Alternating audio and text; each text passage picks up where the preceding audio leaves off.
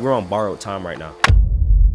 What has been the most important decision that put you on this path that you're currently on right now? Growing up, really, life doesn't wait for nobody and time doesn't wait for no man. When you have a goal and a vision, you start to be more direct with your conversations. You start to be more direct with your actions. You start to be more direct with everything you do in this lifetime. What helps you stay focused and to keep that going and not jump from direction to direction to direction, being confused and everything? I want to say purpose. My purpose allows me to stay on track no matter what I'm going through. What advice would you give that would help somebody walk in their purpose? It's easier said than done, but you have to. Granted the circumstance. And let me express something to you. So when I did it and I locked in, it kind of sold some relationships that I'm still trying to build back to this day. And I'm gonna be real, if they don't understand that season, they ain't really for you, bro. Don't be afraid to live in your truth. If you're you unapologetically, I guarantee you people will follow suit. Sometimes you don't need to search for the community. Sometimes being you unapologetically, it'll find you. Don't feel nobody, I'm rocking, feel God. Can't rob with you cause I ain't feeling God. I made a bet Jesus could be the odds. He can shine through me cause I'm the son of God. Yo, welcome to the Question Mindset Podcast with your host, Olivier J. Darcis. For the new people that's watching, for the new people that's listening and tapping in, if you don't know already, this podcast is a show that helps you and it provides you deep understandings on topics and questions that help you carry yourself better in life. Be a better believer in Christ. And, from entrepreneurs, when we have certain conversations about money, business, things of that nature, things to help you be a better entrepreneur, things to help you run your businesses a little bit better. Now, that being further ado, I got a very special guy that I reconnected with. His name is Jermaine. And, I've met him multiple times since we reconnected, and it's always been genuine. It's always been raw. And our last conversation was really dope conversation. I learned a lot about him and his mindset, and I'm kind of excited for today's topic and today's episode, but I rather leave him to talk about it and give you the true context as to who he is. So, Jermaine, what's up? How you doing? How you feeling today, man? Feeling good, man. Feeling good. Jermaine Rose. I'm feeling good. 25 years old, born and raised in Miami. Moved to Miramar when I was like 11. It's been a dope experience. Graduated with a bachelor's in communication studies with a minor in sociology from Florida Atlantic University, and I'm currently working on my master's. Fire. Yeah, I didn't even know all that. You see, I'm still learning new things about you. Yeah. That's crazy. So, all right. Life has been good so far, man. I think I wanted to come on here today and just basically speak my truth. I seen what you was doing with the podcast, and it's a dope thing, you know what I'm saying? Especially with the, keeping your faith strong and the whole entrepreneurship mindset. I think it's it can really touch people in a way that that'll be good for not only them but for others, in their circle. So that's facts. I like that you said truth, and we had in our last conversation we spoke about a lot of things, and the main thing that highlighted in my head was that you said you're all about intention right now. Yeah, intention. So right now, in this current time, what has been the most important decision or choice that you have made that put you on this path that you're currently on right now? Just growing up, really. Like I realized, we're only getting older. Mm-hmm. Life doesn't wait for nobody, and time doesn't wait for no man. Like one of my favorite quotes is "Time is of the essence." I even got it tatted on me. Really? So, Where? Up here. Time is of the essence. That's with fine. A broken clock. How much tests do you have? I won't even say. I can't give a number because one turned into a whole piece. So it's now one. Okay. So I slowly built my sleeve up. But nonetheless, man, time is of the essence. I realize in this lifetime we have to be intentional about what we do, what we say, because it's a lot going on in the world. Death and the whole 9 yards. So you don't want to have any regret when that time comes for someone, your loved ones, or somebody that you're close to that you reconnected with, or whatever the case may be, because everybody, we're on borrowed time right now, and it's a ticking time clock. You know what I'm saying? Facts. It's a clock that we don't see. So I think it's good to do things with intention, to the friends you keep, to the jobs you have, to the mission, your purpose. So it's good to do things with intention, because when you have a goal and a vision, you start to be more direct with your conversations. You start to be more direct with your actions. You start to be more direct with everything you do in this lifetime. So just moving with intention. So you made the intentional choice, like you said, to grow up.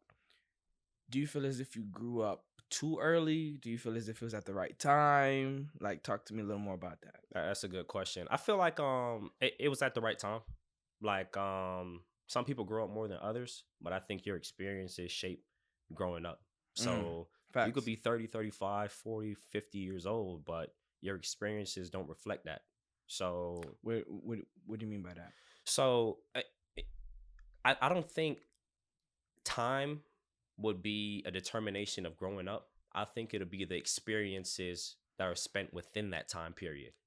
I know people who grew up early who had experiences that a 50 or 60-year-old might not have had, you know, due to your circumstances. I know teens who grew up who had to fend for themselves or, you know, had to find out where their next meal was or, you know, things of that nature. But you have older individuals who've been sheltered their whole life, so they never really got the full experiences of fending for themselves or, you know, doing certain things to that nature. So I think your experiences shape how grown you become, and I think that's pretty much it. So when you say growing up, you mentioned a lot of different things, experiences, people fending for themselves. When you say growing up, what does that mean to you in a way, like your perspective of growing up?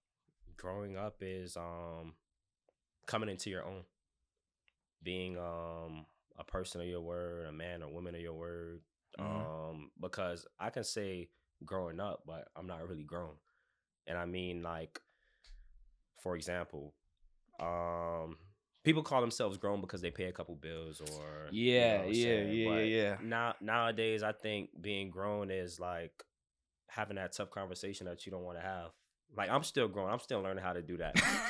It is what it is. You know what I'm saying? Like, that's what being grown is. Like, it understand it's subjective. Somebody could say, oh, I'm grown because I'm XYZ age. But I say you're grown due to the experiences and your knowledge and the wisdom that you can not only provide for yourself, but others. Yeah. So, and I feel like that falls into the category of maturity. Maturity, yeah. Like, you know what I'm saying? Mature is different. Yeah, because being immature is seeing things only in your perspective. Right. If you see things only in your perspective, of course you'll say things like, hey, I'm grown because I'm this age. Right. And because you're this age, you have authority, you have this, you can say, you can do all these things. But nah, that's not the case. It's how being grown is being mature. It's being able to see the true context of the situation, being detached from your emotions. But I'm not saying being numb to your emotions. Right, I'm not saying anything like that, because we still have to feel like our emotions. Like, we can never run away from our emotions, but it's more or less to be conscious and know that we feel these certain things, but respond rather than react because of it. And you're immature because you're constantly reacting because you only see your perspective. You only see this. You only see that. So I like that. Is it just those things when it comes to growing up? Because I want to dive deeper to see if there's more context to growing up to you in that perspective. Yeah, just being emotionally intelligent too. You just mentioned emotions right now, which brought me to my next point. Like, I'll be starting therapy next month.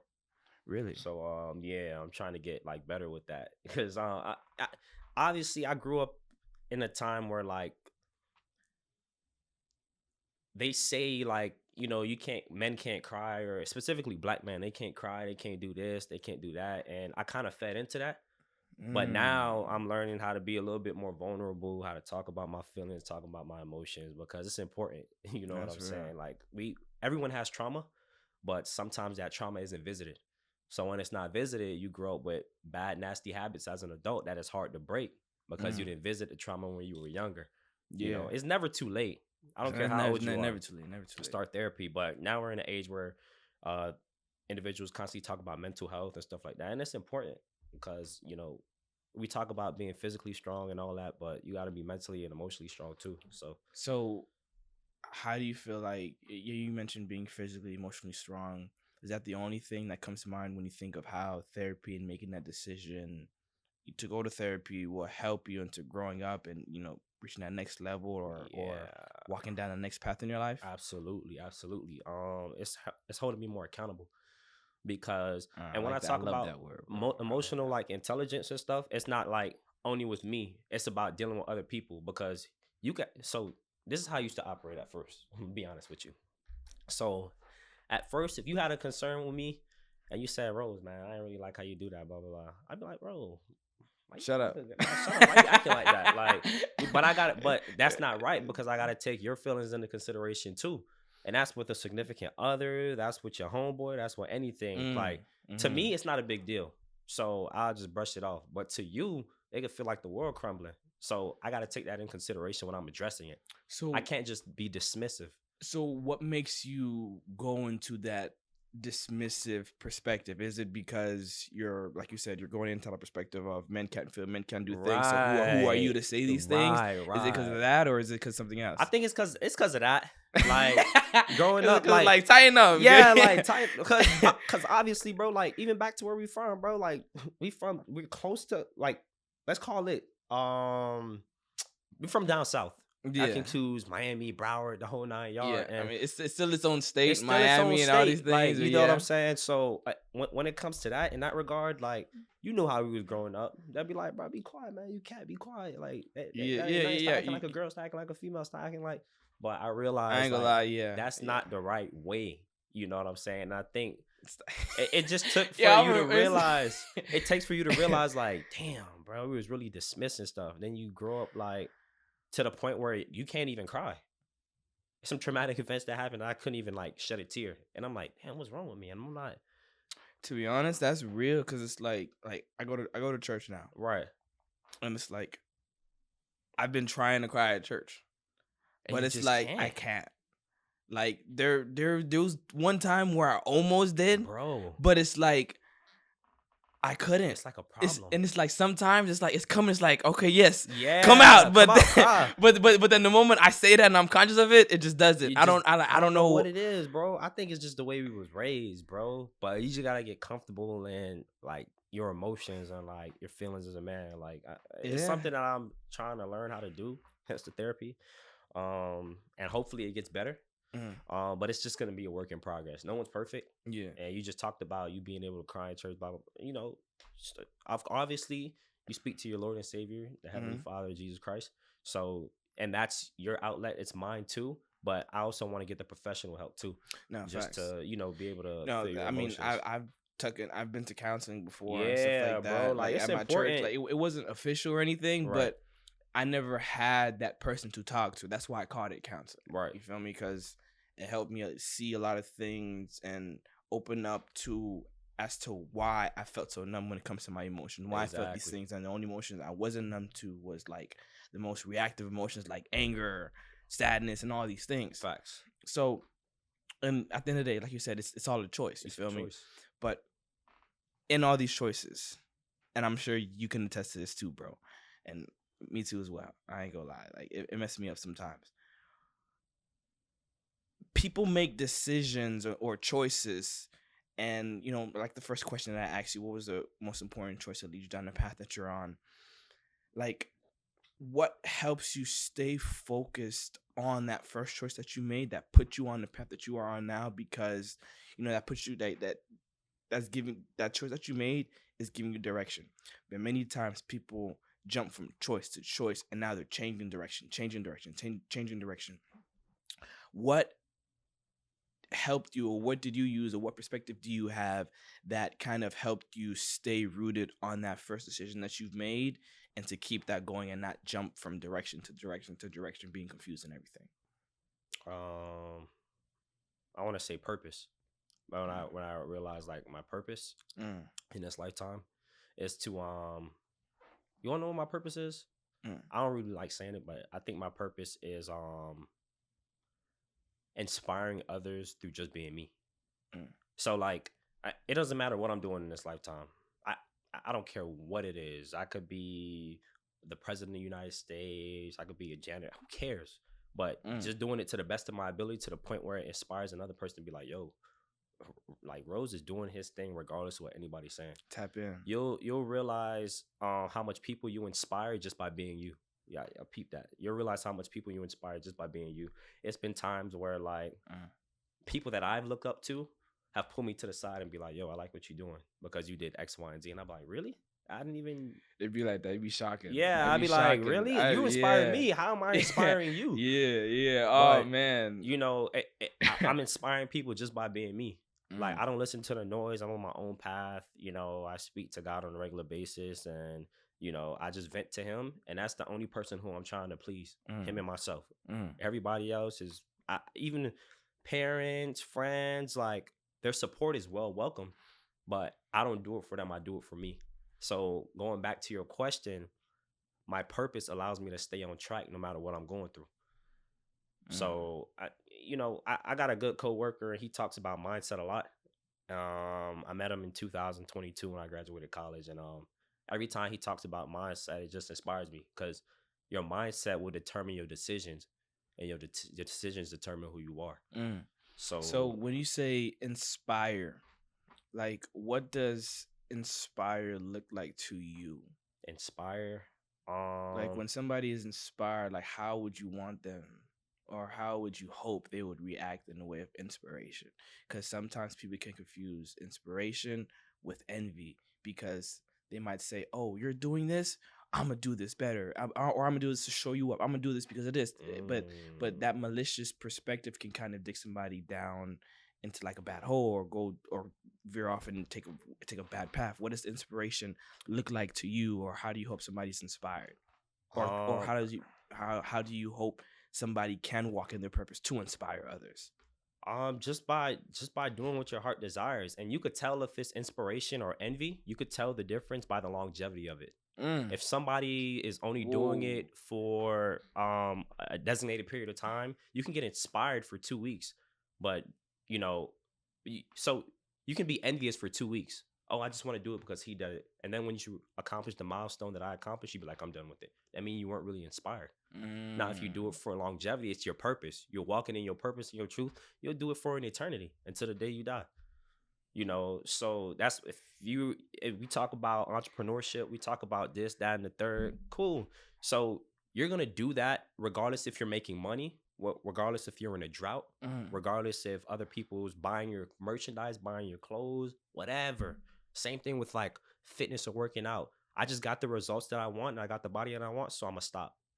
You weren't inspired.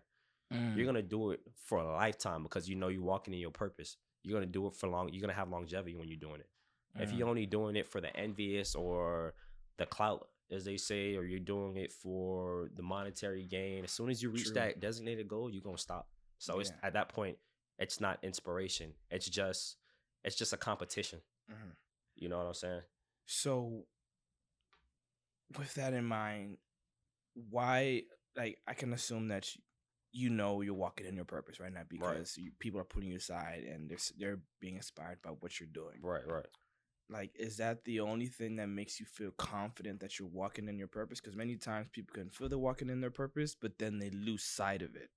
Like, what makes you feel so confident so people can have that perspective, or they can start thinking and realizing that, yes, I'm still walking in my purpose, even though sometimes my life might look like this. And I might not see people get inspired. I might not see people telling me, but I know that it's still happening. Like, I think it's just, I ain't trying to get too much into spirituality. I think you just feel it though.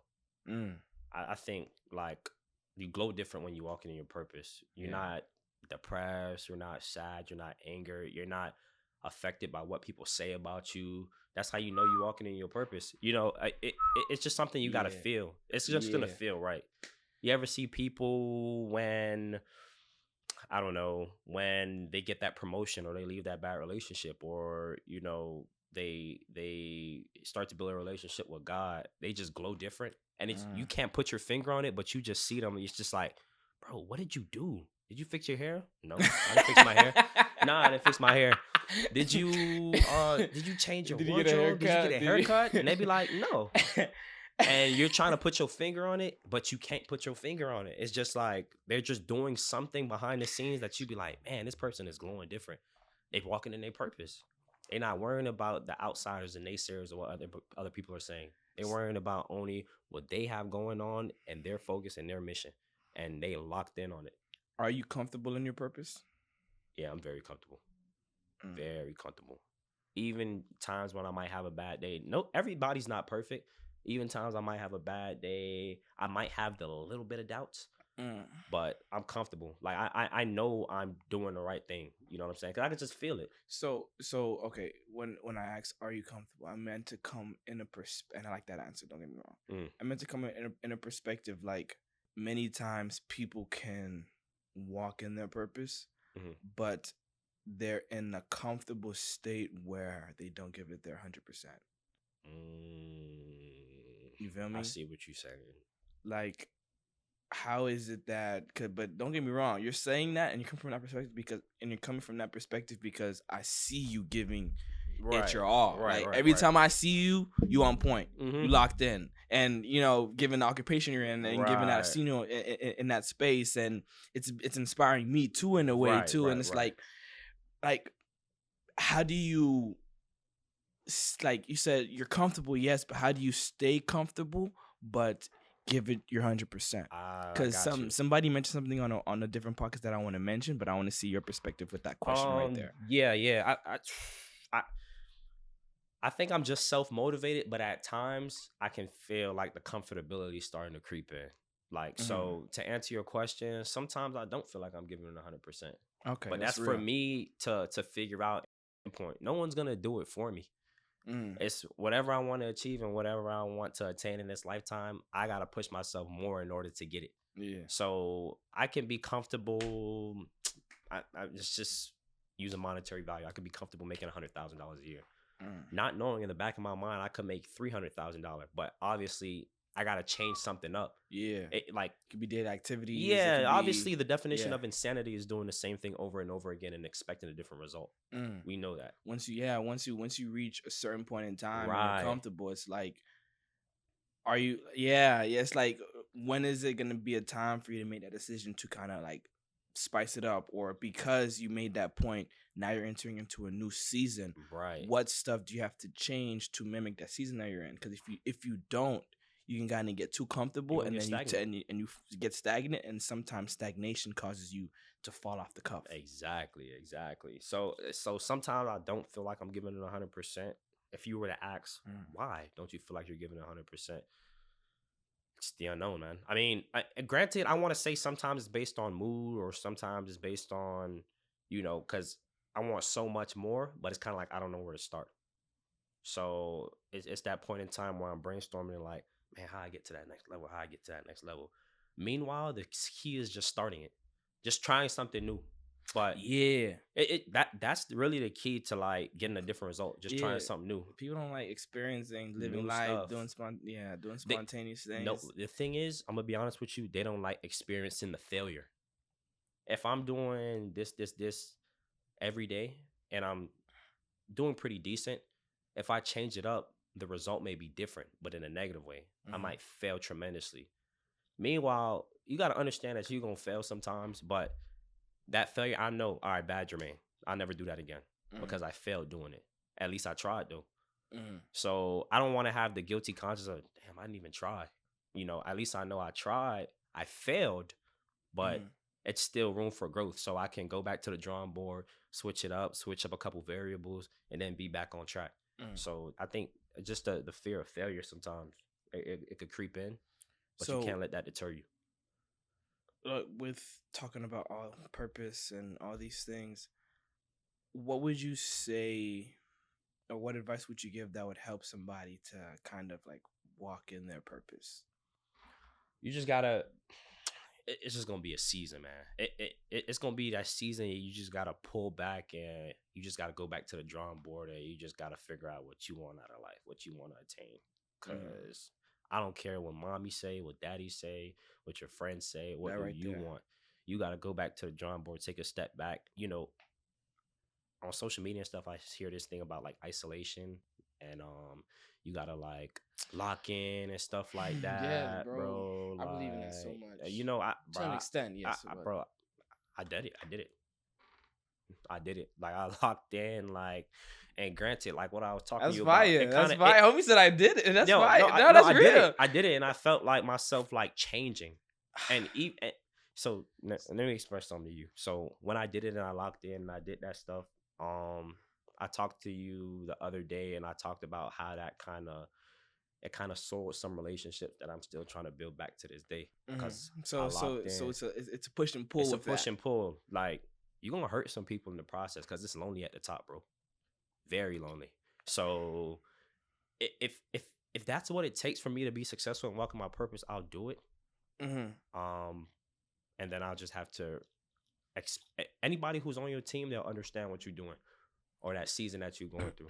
That right The people in your circle, because not everybody's gonna understand. And some of the homies that I got, they was like, man, I understand you locking in, man, do your thing. Others was like, yo, I ain't hear from you in like X, Y, and Z time and stuff like that. And I was just trying to express to them like, yo, I'm walking in my purpose. I'm trying to do what I need to do in order to get to that next level. And I can feel myself. And you get the career you want. And you get the car that you want. And you get this that you want. And then they see you glowing. It's like, oh, that's what you were doing. So talk to me about that isolation. Like we're not too far off in age. Yeah. You graduated 2018. I graduated 2019. Yeah. I still stay with my parents. You know, granted.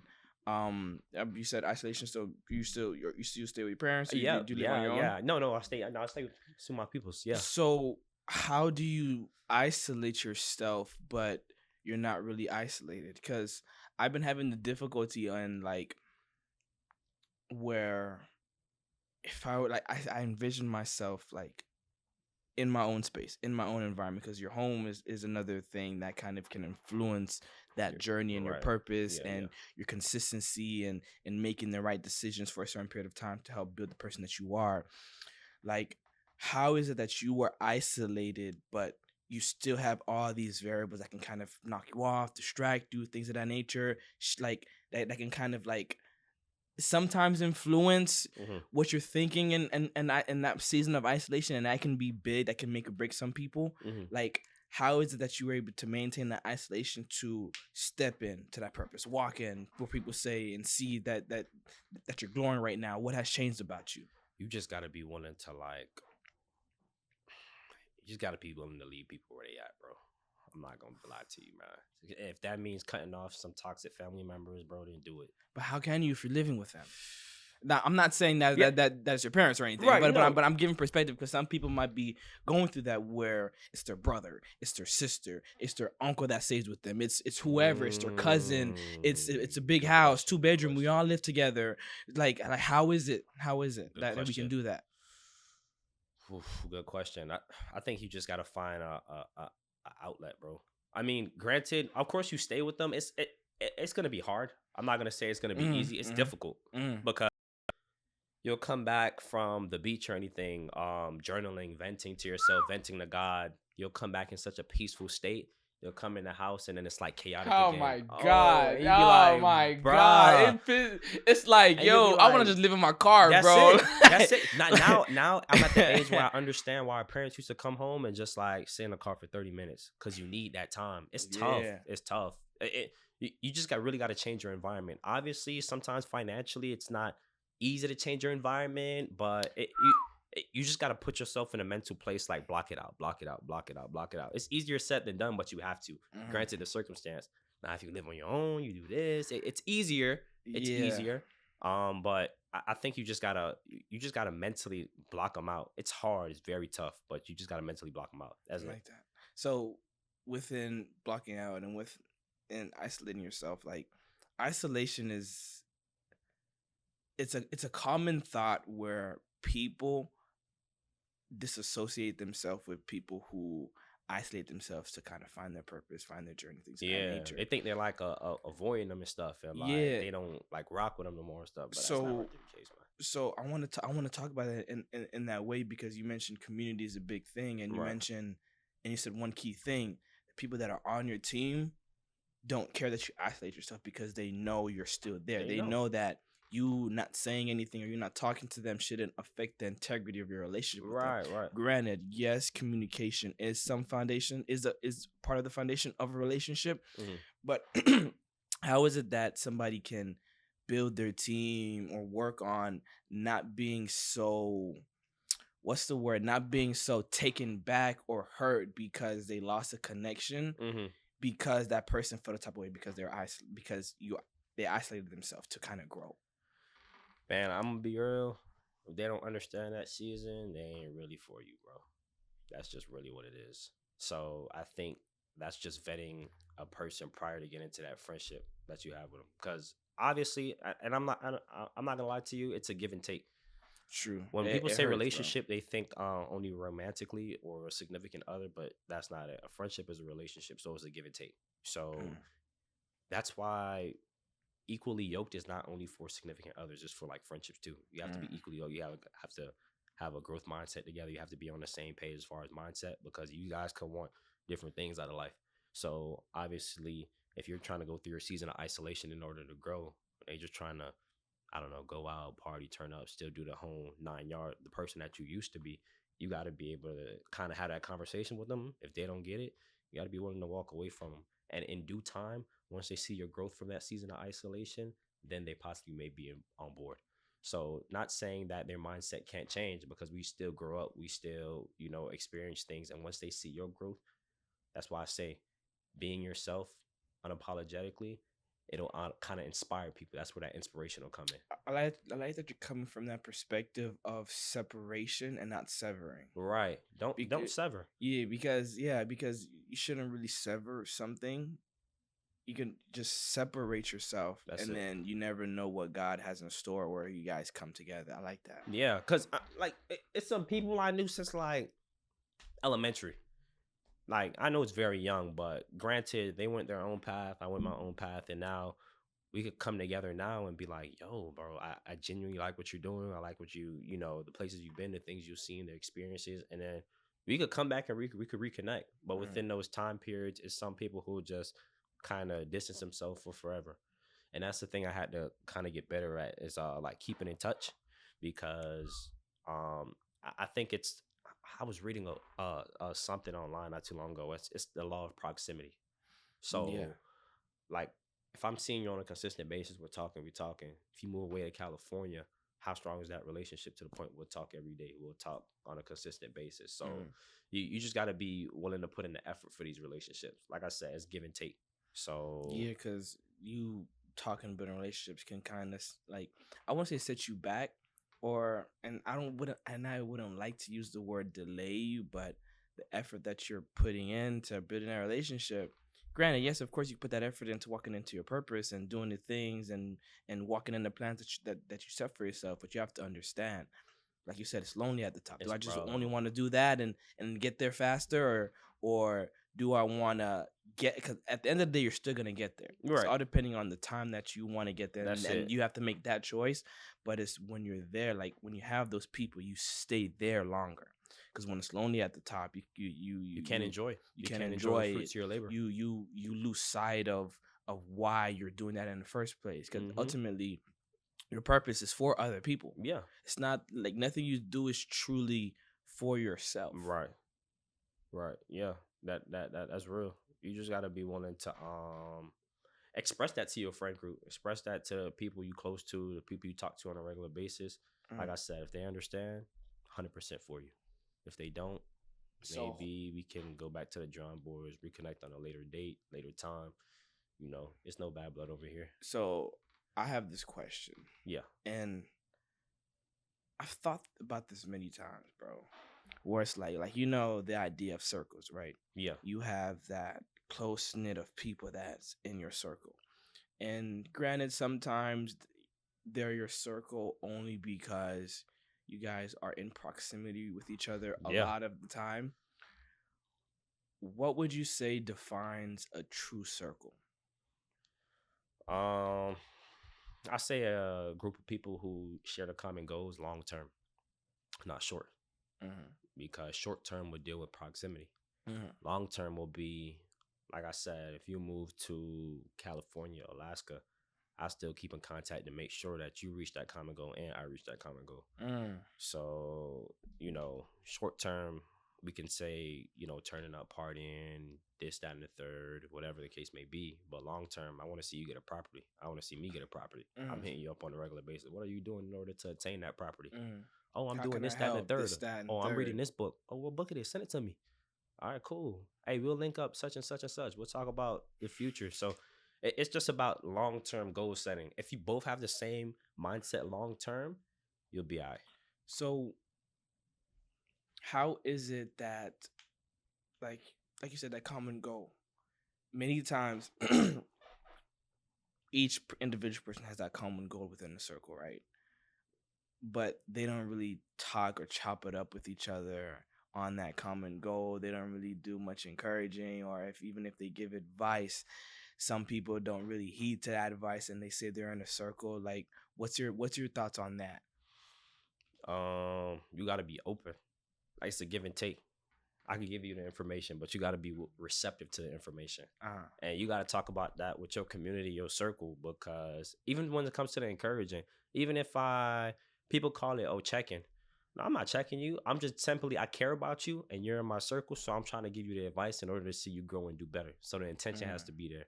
Hey, man, don't do that. Don't invest your money in that because it's not going to blah, blah, blah. Oh, really? Nah, man, you tripping, blah, blah, blah. You didn't take my advice. But if you're receptive to me, you give me criticism and I'll be receptive to it. So now it's, it's give and take. You got to be receptive to the information that people are giving you.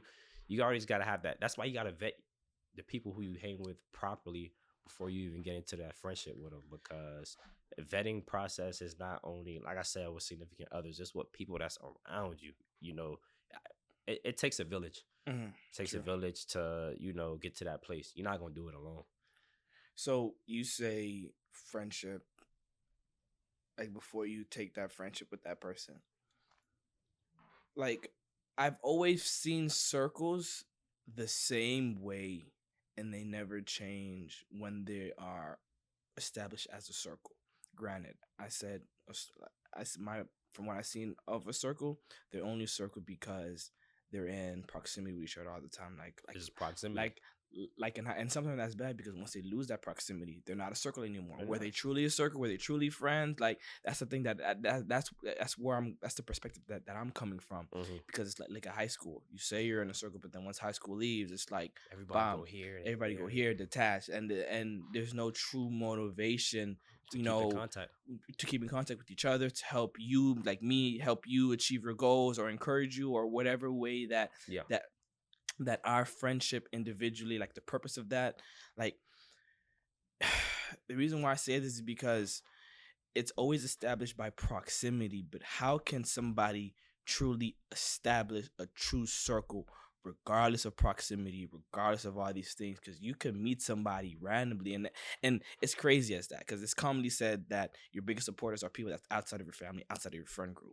It's true. How is it that we can truly establish a circle without that proximity being in mind? Because that proximity can be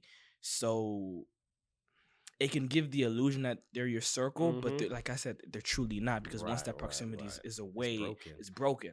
How can somebody truly build that true circle where it's made apparent on both sides? Because somebody can think it's a circle, but then the other person thinks, oh, you're just my homie. I don't think of you as a circle. How can somebody do that? You just both gotta want it.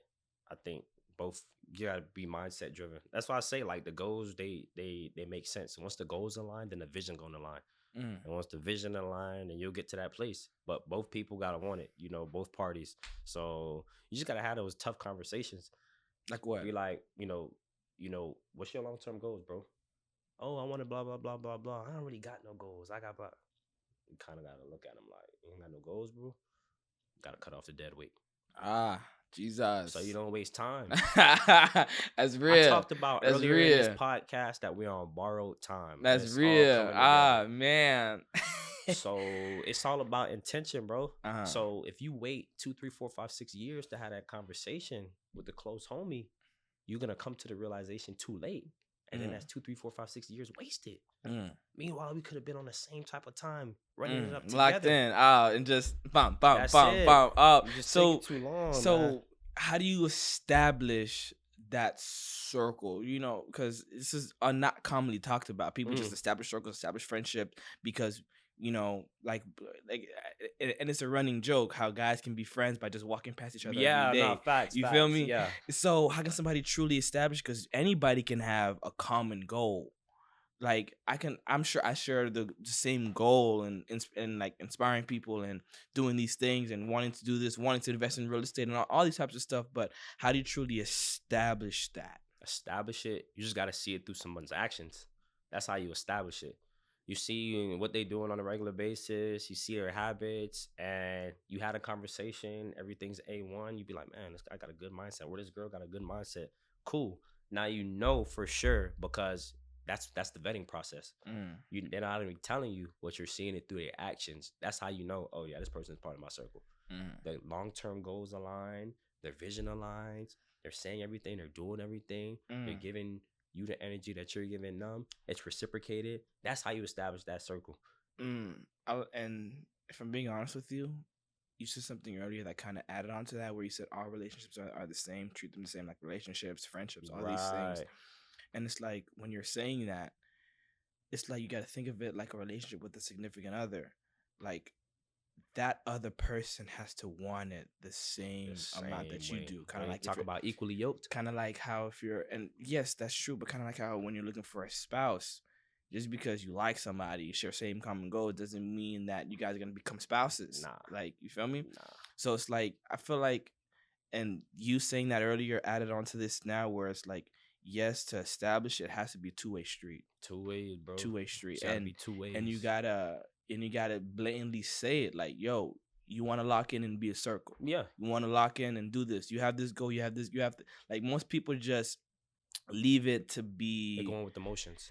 Yes, they go with emotions. That's part of it. Yeah. But they leave. It's like a non-talked about agreement. You feel me? Where it's like, you never said, hey, do you want to be friends? But you just happen to be friends. That's a homie. Once you establish a certain vibe, or you know a certain, like, or you know certain things about somebody, you're just like, oh, that's my friend because I know certain things about that. Right. You feel me? But it has to be said, like, yo, we a circle, we locked in, we on point. And it has to be known and said that, and understood that if you're not locking in, because I'm in a season of locking in and I want to maintain that, I have to detach myself because you're not locking in. You feel me? Like, I just love how this coming full circle, because what we talked about is maturity earlier. Yeah. And what I expressed earlier, that maturity is a part of my definition, is being able to have those tough conversations. Which comes back to this, being able to have the tough conversation. You ready to lock in? You not ready to lock in? And if not, gotta cut off the dead weight.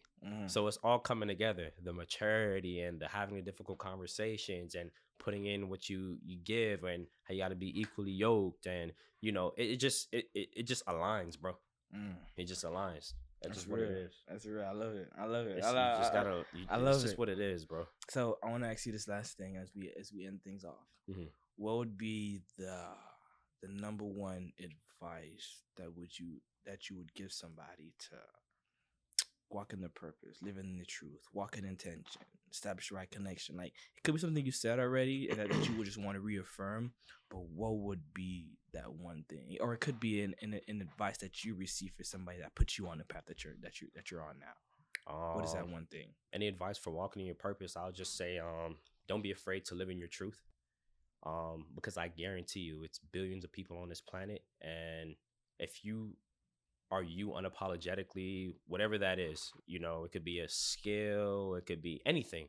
If you're you unapologetically, I guarantee you people will follow suit. And back to what we were talking about on this podcast, the community. Then the community will come. Sometimes you don't need to search for the community. Sometimes being you unapologetically, it'll find you. So you said truth a couple times, and I want to ask this one question before. I know I said I was gonna end it off. Yeah, no. But I kind of want to talk about this, given that you had said it again. Because I have my own interpretation of what truth is.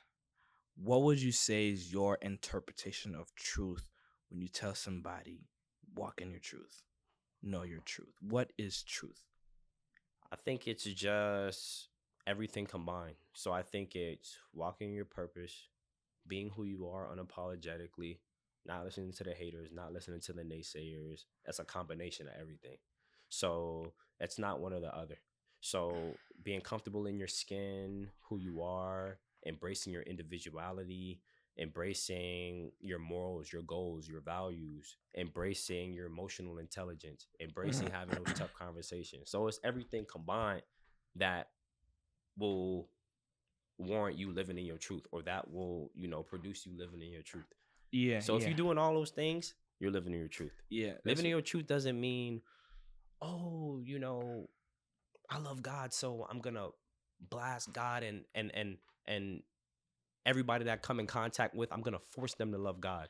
I'm living in my truth. I love God. I love the Lord and Savior. That's me. But I'm not gonna force it on you. I'm just living in my truth. And I want to touch on that because you mentioned God, you mentioned all these things. The reason why that person feels the way that they do about God and they want to blast it is because they learned something and they know something. They gained information. Right. Because my perspective of truth is similar to what you're saying, but truth is based on your truth is based on the experiences you have, the choices you make, Mm-hmm. and the choices you make are summed of the questions you have. How in depth are the questions you have to give you an answer to build that foundation of what you know? So then that develops into your individuality. That develops into all the things that you stand firm on, your morals, your beliefs, your values. Right. That's the truth.